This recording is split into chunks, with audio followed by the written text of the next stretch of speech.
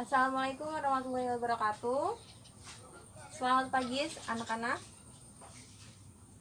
Nah, Ibu lihat-lihat nih kelasnya udah bersih ya. Wah, kalian berarti mendengarkan apa yang Ibu sampaikan kemarin. Oke, bagus. Kan jadi kita jadinya enak, belajarnya juga nyaman, bersih, nggak ada sampah. Terus mejanya juga nggak mengkong-mengkong ya, nggak mencong-mencong gitu maksudnya. Terus kalian juga jadinya rapi, kelihatan semua sama Ibu tuh jadinya. Ya, bagus ya. Oke, tepuk tangan dulu buat yang piket. Nah, Ibu berharap kalian mempertahankan kebersihan kelas seperti ini dari pagi memulai pelajaran sampai dengan pulang sekolah. Oke. Sebelum mulai pelajaran, coba ketua kelasnya mana? Disiapkan ya kelasnya.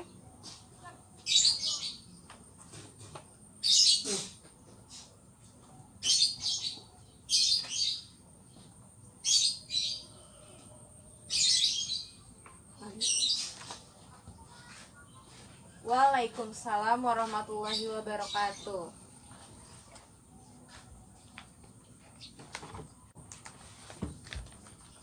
Nah, sebelum kita masuk pelajaran, Ibu mau absen dulu ya.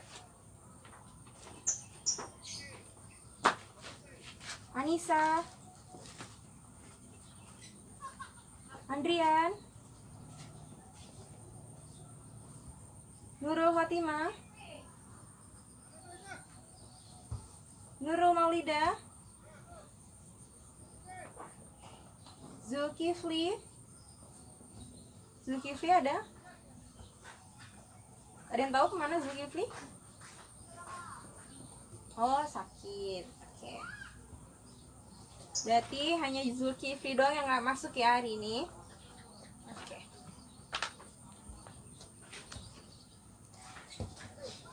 Nah, Ibu ada mau sharing-sharing sedikit sama kalian. Nah, jadi tuh semalam Ibu itu ada buka sosmed gitu ya. Nah, di situ di sosmed itu Ibu scroll, Ibu lihat-lihat ada kata-kata gitu kan, seperti quotes. Nah, quotesnya itu di situ ada dari Imam Syafi'i. Nah, quotesnya itu bunyinya begini: jika kamu tak sanggup menahan lelahnya belajar, maka kamu harus sanggup menahan perihnya kebodohan. Nah, ada yang tahu nggak di sini makna dari quotes tersebut? Ada tahu? Ya, Nurul Fatimah?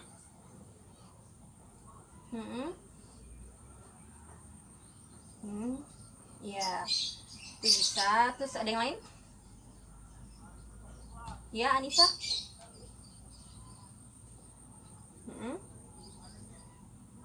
Oke.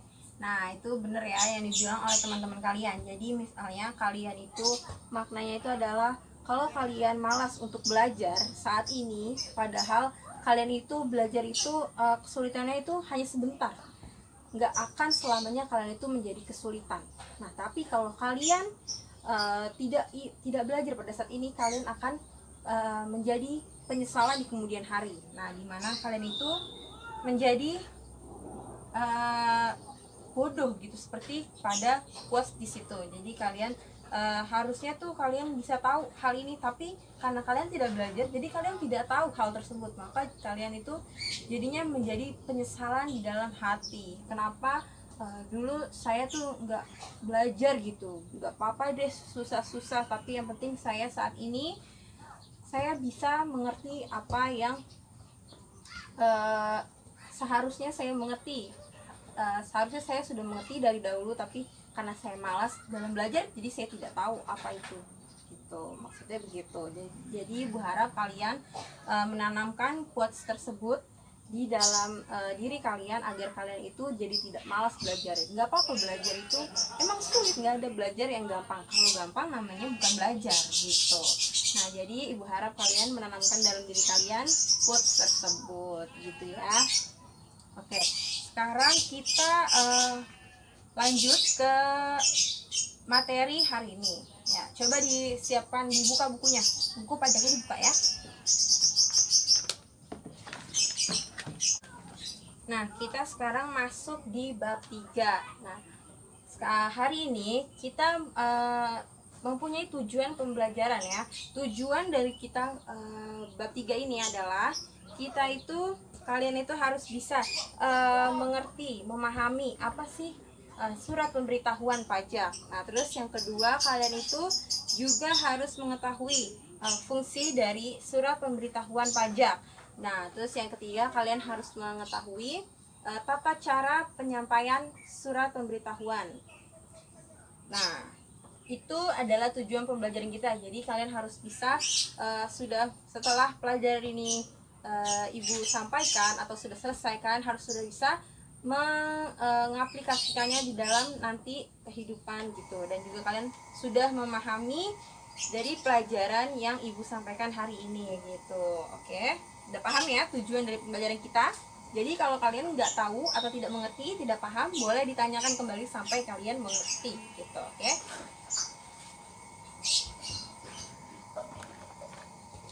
Nah, sekarang kita masuk ke pengertian surat pemberitahuan. Ada yang tahu nggak sebelumnya surat pemberitahuan pajak itu apa sih pengertiannya? Coba ada yang tahu nggak? Semalam yang baca buku, ada yang tahu? Ya, coba. Nurul Maulida. Apa? Surat pemberitahuan itu apa?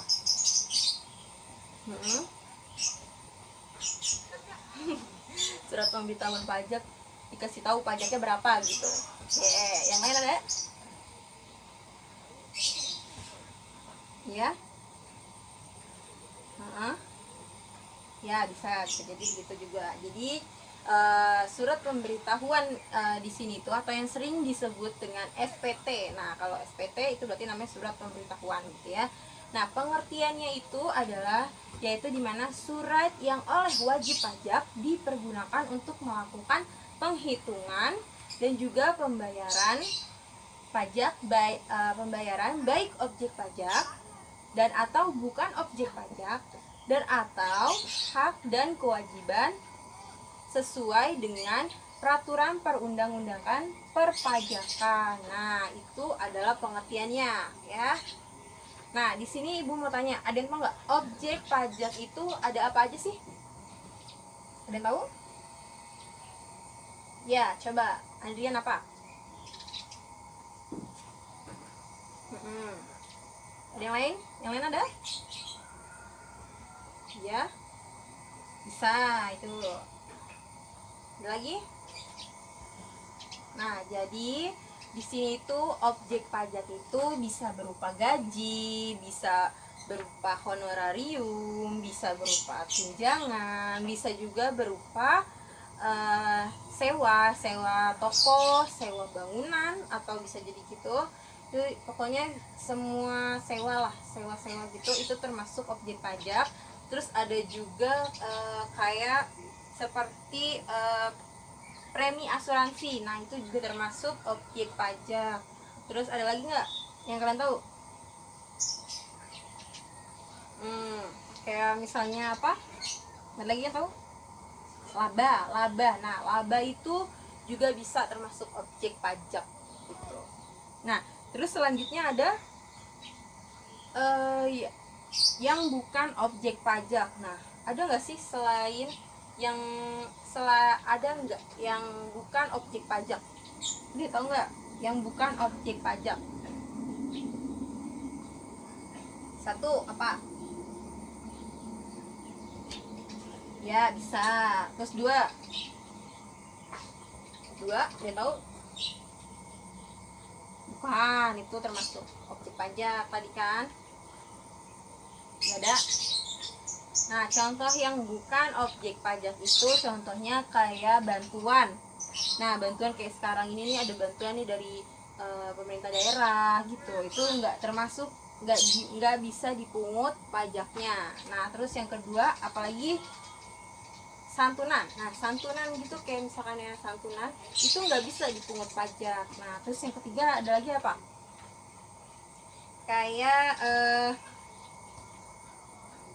dividen. Nah, dividen di sini kan ada dividen yang bisa ditarik pajaknya, ada juga dividen yang tidak bisa ditarik pajaknya. Nah, dividen itu kan laba ya kan. Nah, di sini yang tidak bisa ditarik pajaknya itu yang berbentuk seperti koperasi. Nah, itu tidak bisa ditarik pajaknya. Terus yang dari pemerintah daerah gitu, itu dividen dari pemerintah daerah itu nggak bisa ditarik pajaknya gitu. Itu yang termasuk bukan objek pajak. Nah, sekarang mau tanya, ada berapa macam SPT atau surat pemberitahuan? Ada yang tahu berapa macam?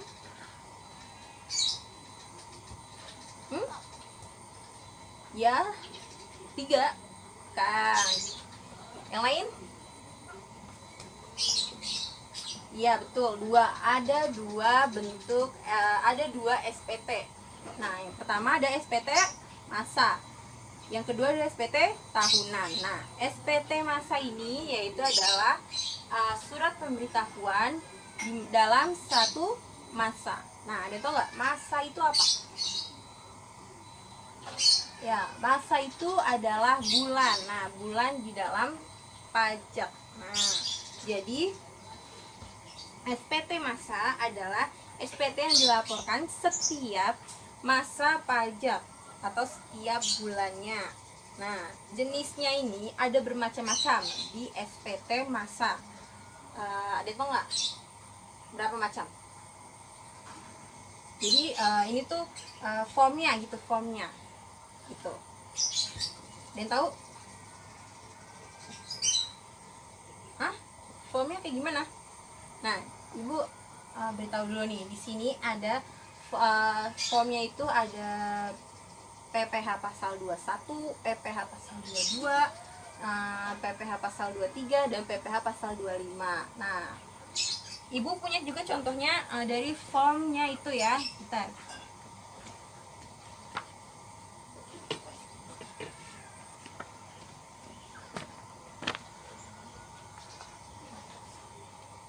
Nah, ini contoh dari form pajak. Nah, di sini berisikan ini kan contoh dari PPh pajak penghasilan pasal 22. Nah, di sini itu isinya ada NPWP. Nah, kalian udah tahu kan minggu kemarin kita belajar tentang NPWP. Nah, di sini ada ditulis NPWP-nya berapa nomornya. Terus di sini ada namanya siapa, nama wajib pajaknya ya. Terus di sini ada alamat. Nah, alamat si wajib pajaknya. Terus apalagi di sini ada. Nah, kalian tinggal diisi aja ini, dibaca di sini, sesuaikan, diisi harganya berapa gitu. Nah, nanti kalian tinggal pokoknya diisi-isi aja. Nanti dikembalikan lagi ke kantor pajak gitu. Terus nah, di sini tadi kan Ibu udah bilang ya, kalau SPT masa itu ada berbagai macam. Nah, ada 4, yaitu PPh pasal 21. Nah, PPh pasal 21 isinya tentang apa? Ada yang tahu? Enggak ya? Nah, PPh pasal 21 itu berisi tentang gaji, honor, terus tunjangan. Nah, itu termasuk ke dalam PPh pasal 21. Terus yang kedua ada PPh pasal 22. Nah, di sini PPh pasal 22 itu isinya apa? Saya tahu? Ya, betul. Ekspor dan impor. Jadi kegiatan ekspor impor itu masuk jadi PPh pasal 22 gitu. Jadi kalau kalian melakukan ekspor impor ya masuknya di situ PPh pasal 22, jangan PPh pasal 21, nggak ada keterangannya di situ ya, nggak ada isiannya. Terus yang ketiga ada PPh pasal 23. Nah, PPh pasal 23 ini isinya apa? Kira tahu? Nah, PPh pasal 23 ini contohnya itu kayak dividen, terus bunga itu termasuk ke dalam PPh pasal 23. Terus apalagi sewa itu termasuk juga di 23.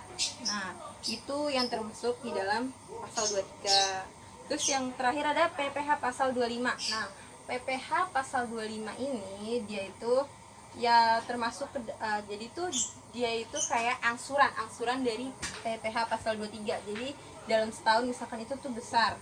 pajaknya. Jadi diangsur itu melalui PPh pasal 25 gitu. Oke, ada PPh pasal 25. Terus tahu nggak SPT tahunan tuh apa? Ya, pajak yang dibayar setiap tahun, 1 tahun pajak. Nah, itu adalah SPT tahunan. Terus ada SPT tahunan ini macamnya ada berapa? Ada yang tahu?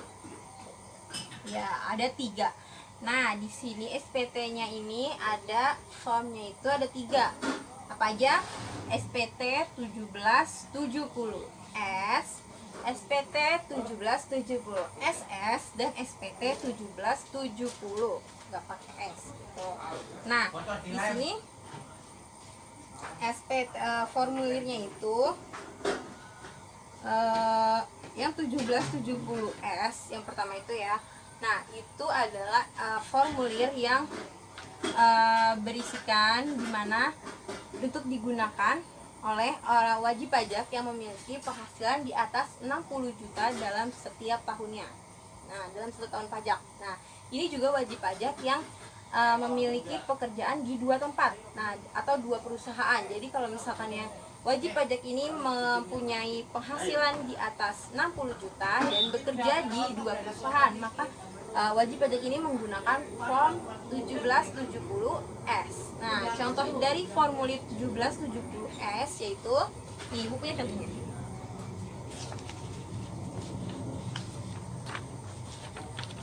Nah, ini contoh dari formulir 1770S. Nah, di dalamnya ini ada sama ya, biasanya itu identitasnya dimasukin dulu. Identitasnya itu apa aja? NPWP, terus nama wajib pajak, pekerjaannya apa, terus nomor telepon. Terus apalagi di sini ada penghasilan neto. Nah, penghasilan ini ditulis nih, penghasilan neto dalam negeri. Misalkannya dia ada di dalam negeri, bekerjanya apa, penghasilannya berapa, dimasukin di sini. Terus penghasilan netonya itu pokoknya ini penghasilan dimasukin. Nah, terus udah dilengkapin baru nanti disetorkan ke kantor pajak gitu. Nah, ini contoh dari formulir 1770S. Selanjutnya ada formulir 1770SS. Nah, di mana formulir ini bentuknya ya hampir sama kayak tadi 1770S, tapi di sini yang menggunakan form itu adalah wajib pajak yang mempunyai penghasilan di bawah dari 60 juta dan juga bekerja di 1 perusahaan saja. Nah, itu baru menggunakan formulir 1770SS.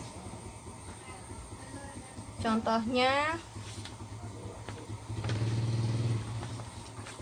nah ini contoh dari formulir 1770 SS nih ya, bisa dilihat ya itu. Nah, identitas sama, terus pajak penghasilannya, nah ini kan cuma sedikit ya pastikan. Nah, ini lebih sedikit dari formulir 1770S. Nah, ini sama aja ngisinya. Ini sudah ada tata caranya, tinggal diikutin aja gitu ya. Terus selanjutnya ada formulir 1770 aja, nggak pakai S gitu ya. Nah, yaitu ini contohnya kayak gini. Nah, dia ini digunakan apabila wajib pajaknya ini mempunyai kayak perusahaan sendiri, dia itu sebagai pemiliknya. Nah, itu dia contohnya itu kayak apa, ada tau nggak yang mempunyai menjadi pemiliknya sendiri? Contohnya itu apa? Jadi contohnya itu kayak dokter. Nah, jadi itu kayak dia punya keahlian. Nah, itu yang masuk ke dalam formulir 1770. Nah, terus ada lagi apa selain dokter? Notaris ya bisa, itu juga termasuk yang mempunyai keahlian. Nah, itu termasuk dia menggunakan formulir 1770. Nah, di sini juga apabila si wajib pajak ini mempunyai pekerjaan juga dua. Misalnya dia punya dua, nggak termasuk, bukan masuknya ke dalam form 1770 yang mana, yang S yang pertama ya, tapi dia tetap masuk ke form 1770. Nah, misalkannya si dokter ini dia kan dokter, terus dia juga bisa nulis buku nih, misalnya dia jadi penulis juga. Nah, itu dia tetap di kalau melaporkan pajaknya tetap di 1770 gitu. Itu masih tetap ya. Nah, selanjutnya di sini ada fungsi dari surat pemberitahuan. Ada yang tahu nggak fungsinya? Nah, bagi si wajib pajak, fungsinya ini misalnya yang pertama ini fungsi bagi wajib pajak perseorangan. Nah, dia ini fungsinya itu, coba lihat bukunya, baca. Coba siapa? Nurul Maulidah, coba dibaca fungsinya.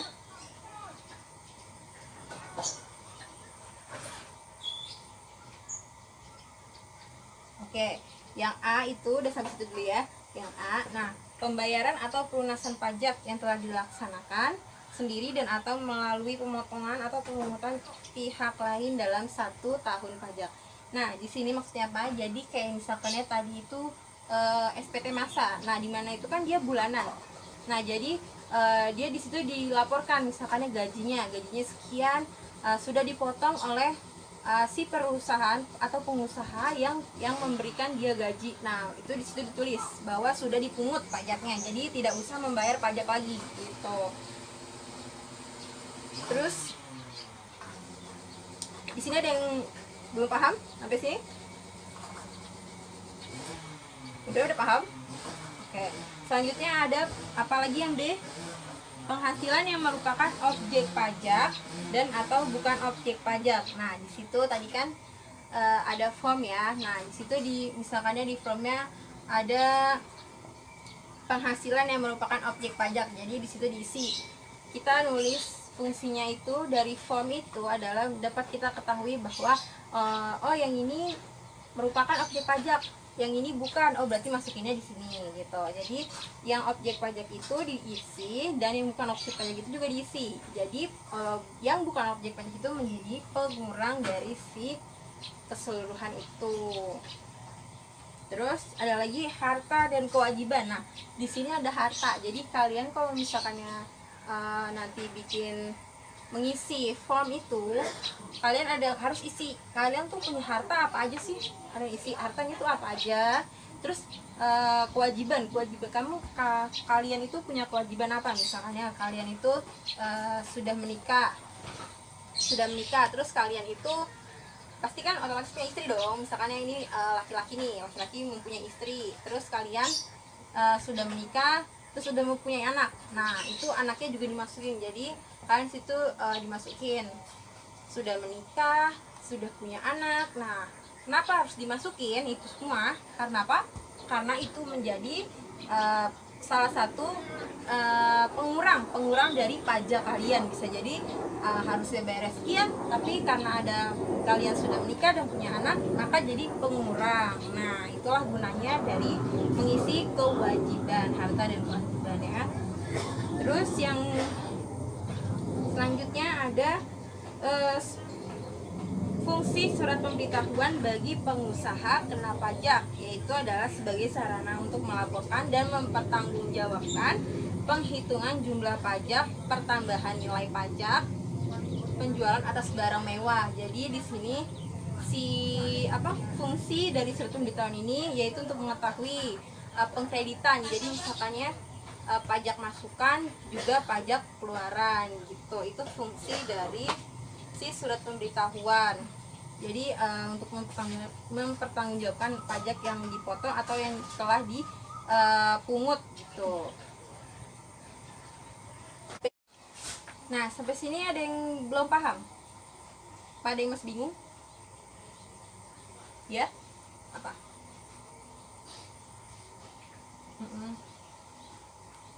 Ya, jadi di sini surat pemberitahuan ini bukan berbentuk kayak surat gitu kepada yang terhormat gitu bukan. Jadi bentuknya itu adalah form. Nah, itu harus diingat ya. Jadi bentuknya itu form gitu.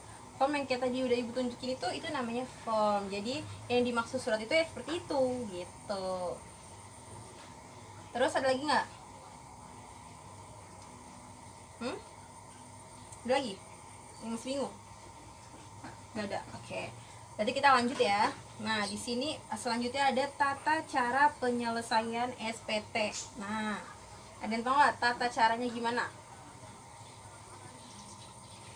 Nah, jadi coba dilihat di buku, ada tuh tata caranya. Coba dibaca. Ya, siapa yang mau baca? Ya, Andrian baca.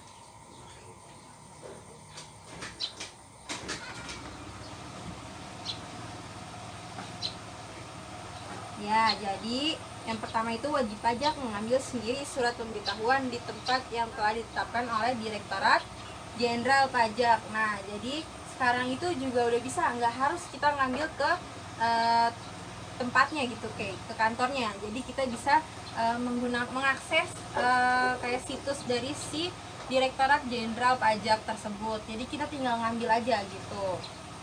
Tinggal kita cetak gitu, atau kita tinggal isi dari situs tersebut gitu.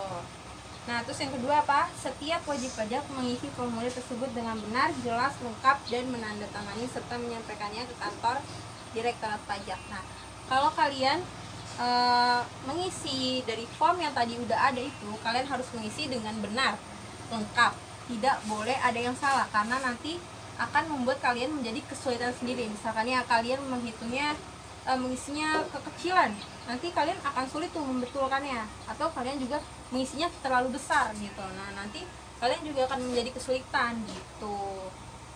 Nanti akan terbit lagi surat yang lainnya gitu, untuk kayak lebih bayar, kurang bayar gitu, itu akan menjadi sulit gitu. Terus yang ketiga apa?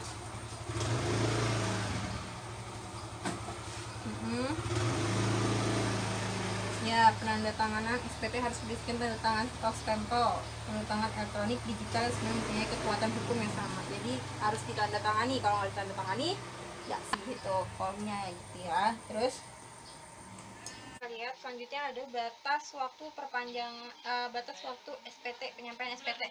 Nah, di sini coba lihat halaman selanjutnya, halaman 38. Nah, di sini ada dibagi dua ya, SPT masa dan SPT tahunan. Jadi ada pasal 21, PPh pasal 21. Siapa tadi yang memotong? Yang memberikan gaji, misalnya itu contohnya memberikan gaji. Jadi si pengusahanya itu dia yang memotong PPh pasal 21 gitu. Terus batas waktunya kapan penyampaiannya? Tanggal 20 bulan berikutnya. Bukan, jadi tanggal 20 bulan takwim. Jadi setelah masa pajak berakhir gitu kan. Misalnya pajaknya itu berakhirnya tanggal 20 bulan Maret. Nah, berarti disampaikannya 20 hari setelah tanggal 20, berarti tanggal 10 bulan April. Terus selanjutnya ada PPh pasal 22, yaitu tentang impor. Siapa yang memotongnya? Ya, bea cukai. Bea cukai. Nah, batas waktunya berapa hari? 14 hari. Nah, terus ada di sini ada juga pasal 22, yaitu bendaharawan. Nah, bendaharawan di sini dia memotongnya batas waktunya itu penyampaiannya 14 hari juga, sama dengan yang tadi bea cukai. Terus PPh pasal 23. Nah, dia sama seperti pasal 21, jadi 20 bulan takwim gitu. Terus PPh pasal 25. Siapa yang menyampaikan SPT-nya? Siapa?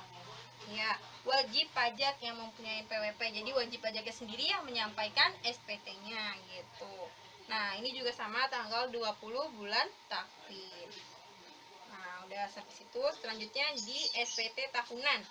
Nah, di sini SPT tahunan wajib pajak SPT tahunan PPh. Jadi yang tadi PPh itu yang sudah dalam bulan per bulan itu dimasukkan lagi di dalam SPT tahunan. Jadi yang menyampaikannya juga si wajib pajak. Selambat-lambatnya berapa lama? Ya, 3 bulan setelah akhir tahun pajak. Terus yang berikutnya PPh pasal 21 tahunan. Nah, di sini juga ada tahunannya ya, yang 21. Jadi yang itu siapa yang menyampaikannya? Si wajib pajak. Ya, betul. Sama waktunya juga 3 bulan setelah akhir tahun pajak. Nah, sampai sini ada yang belum mengerti? Apa ada yang masih bingung? Enggak ada? Udah paham semua? Oke, berarti ini udah sampai di akhir pertemuan kita ya. Jadi intinya adalah di sini surat pemberitahuan itu adalah untuk kita kita memberitahukan perhitungan dari kita sendiri, apa aja nih yang kita telah dipotongkah atau dipungutkah gitu. Jadi kita tahu, dan di situ juga kita untuk melakukan pembayaran dari pajak kita gitu. Oke. Nah, jadi kita udah sampai di akhir pelajaran kita. Jadi coba sekarang ibu tanya nih, ibu tes ya. Coba si Nurul Maulida,